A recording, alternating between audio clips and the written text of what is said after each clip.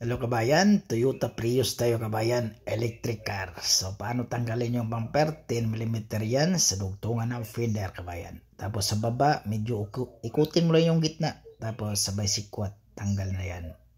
Ikutin mo yung gitna, tapos sikwatin mo din yung gitna lang. Tapos medyo tanggal na siya, hilahin mo lang. Anong model? 2014 na to siya mga kabayan. Tapos marami fisya yan siya kabayan ha. Oh. Dami. So, nasa 17 ang fisa niyan.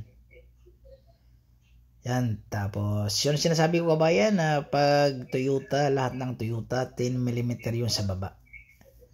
Yan. Screw yun sa kabayan ha. 10mm na screw. Hindi yung thread. Ano tawag yan? Thread nga. Yan kabayan. Tapos, yun kabayan, tapos sa gilid, tingnan mo, diba, 10mm din yun, tapos sagad. O, ganun lang pagtanggal ng Toyota Corolla, saglit lang yan sa kabayan. Ayan. Tapos, sa gilid din, tapos sa baba, tapos na yan, tapos sa taas na tayo.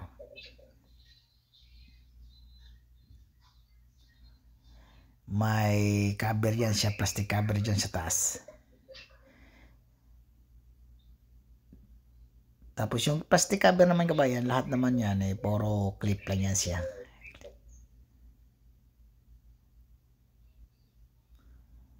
So easy lang mag-replace ng bumper. Tapos ang mangyari kasi yan, tanggal kabit lang tayo kabayan kasi bagong yung bumper. So ibig sabihin yung bumper niyan, i-check ko muna yung bumper bago ko tanggalin yung bumper na yan, yung bagong bumper ha. Tapos kung parehas, ibigay ko na sa preparasyon. Tapos ipiprasyon na yon. Tapos pinturahan. Minsan pag maraming trabaho, saka ko natanggalin pag tapos na yung pinturahan. Pagkatapos ng pinturahan, saka tanggalin. Tapos tanggal kabit sa mga accessories sa bumper. Tapos sabay lagay. Tapos kumpleto na.